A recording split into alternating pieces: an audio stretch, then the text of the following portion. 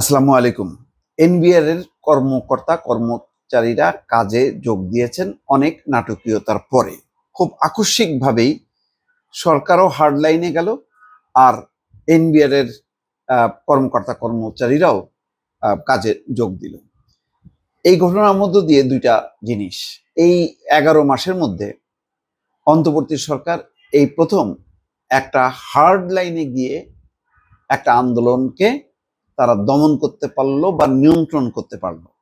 আর এই প্রথম একটা বলা যায় যে একটা আন্দোলন বেশ যেটা সর্বব্যাপী ছিল, অন্তত এই প্রতিষ্ঠানের, সেই আন্দোলনটা ব্যর্থ হলো। এর মধ্য দিয়ে সরকার একটা কনফিডেন্স ফিরে পাবে যে হার্ড লাইনে অবস্থান নিয়ে কোনো কোনো আন্দোলন ব্যর্থ করা যায় বা নিয়ন্ত্রণ আনা যায়। কিন্তু সবসময় হার্ড লাইন ভালো না। যেহেতু সরকারটা গণতান্ত্রিক, সবার সমর্থিত একটা সরকার, আলাপ আলোচনাটা ভালো, কিন্তু এত বেশি দাবি দেওয়া, সমস্ত প্রতিষ্ঠান গত 11 মাসে কত যে দাবি দেওয়া ফেস করতে হয়েছে, কত যে অবরোধ, কত যে শাহবাগে অবস্থান, এর কোনো ইয়াত্তা নেই। এবং সরকার অধিকাংশের ক্ষেত্রে ছাড় দিয়েছে, লাঠিচার্জ করেনি বা শক্ত অবস্থান নেয়নি। বিশেষ করে রাজনৈতিক ক্ষেত্রে তো একেবারেই তাদের পক্ষে সম্ভব না। এই প্রতিষ্ঠানের ব্যাপারে একটা মানে সবার একটা রিজার্ভেশন আছে। এনবিআর এর কর্মকর্তা বা কর্মচারী, বিশেষ করে এই প্রতিষ্ঠানের উপর মানুষের একটা ধারণা যে এদের যারা কর্মী তারা অনেক টাকার মালিক এবং অবৈধ সম্পত্তির মালিক। অনেকে মনে করেন যে তাদের দ্রুত কাজে ফেরার কারণটা হলো এই যে যদি এদের ইনকাম ট্যাক্সের ফাইল নিয়ে টানাটানি করে, সম্পত্তি খোঁজার চেষ্টা করে, তাহলে অনেকেই বিপদে পড়বে, নেতারা বিপদে পড়বে। এবং দুদক যখনই নাকি দেখেন এইটা কিভাবে দমন হলো, যখনই কি সরকার এটা অত্যাবশ্যকীয় সার্ভিস হিসাবে ঘোষণা করলো এবং বলল যে অবিলম্বে কাজে যোগ দিতে অন্যথায় ব্যবস্থা নেওয়া হবে। পাশাপাশি দুদকও একটা 6 জন কি 5 জনের ব্যাপারে নোটিশ দিল তাদের সম্পত্তি অনুসন্ধানের ব্যাপারে। সাথে সাথে কিন্তু শেষ। ব্যবসায়ীরা বড় ভূমিকা রেখেছে। ব্যবসায়ীরা সবচেয়ে ভিকটিম। তারা রপ্তানিকারক, তারা মাল আমদানি রপ্তানি কোনো কিছু করতে পারছিল না এবং কন্টেইনারের স্তূপ জমছিল চট্টগ্রাম বন্দরে, বেনাপোলে, বিভিন্ন জায়গায়।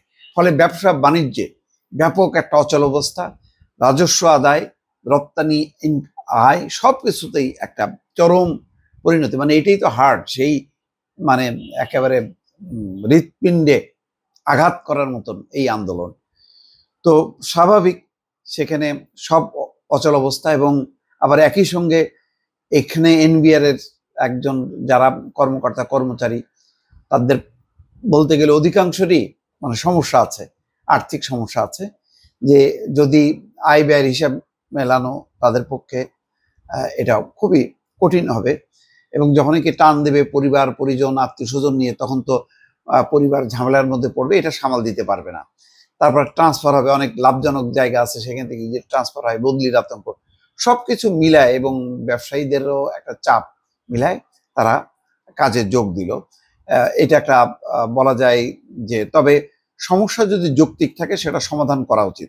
আমি এখন অন্যের দুর্বলতা নিয়ে, সুযোগ নিয়ে আমি এটাকে দমন করলাম, এটা ভালো কাজ হবে না। বরং আভ্যন্তরীণভাবে যে অসন্তোষ হবে, তাতে সরকারের যে রাজস্ব আদায়, শুল্ক আদায়, সেই জায়গাগুলোতে ব্যর্থ হবে। কিন্তু এটাও সত্য, সরকার আবার যখন মনে করবে যে সত্যি সত্যি অযৌক্তিক, প্রশ্রয় দেওয়া উচিত না, এরকমই হার্ড লাইনে তার যাওয়া উচিত। সরকারকে দুর্বল যদি কেউ ভাবতে থাকে, তাহলে সরকারের শুধু এই ধরনের ঘটনা না, সামনে যে নির্বাচনের একটা গুরু দায়িত্ব আছে, সেই গুরু দায়িত্ব পালনেও মানে অনেকে বৃদ্ধাঙ্গুলি দেখাবে, মানতে চাইবে না। তখন যে নির্বাচনী সংঘাত হবে, তাতে নির্বাচনটা পর্যন্ত করা কঠিন হয়ে যাবে। ফলে সব মিলায় আমি মনে হয় যে আপাতত একটা হার্ড লাইনটাও কখনো কখনো দরকার আছে, যেটা এনবিআর এর এই আন্দোলনের ক্ষেত্রে প্রযোজ্য হলো। তবে আবারও বলি যে যৌক্তিক আন্দোলন, যৌক্তিক দাবি অবশ্যই এটা পূরণ করা উচিত, এটা উপেক্ষা করা উচিত না। নতুবা আবারও সেটা বারুদ্ধ হয়ে থাকলে আবার সেটা বিস্ফোরণ হবার সম্ভাবনা থাকবে। দর্শক ভালো থাকবেন, আল্লাহ হাফিজ।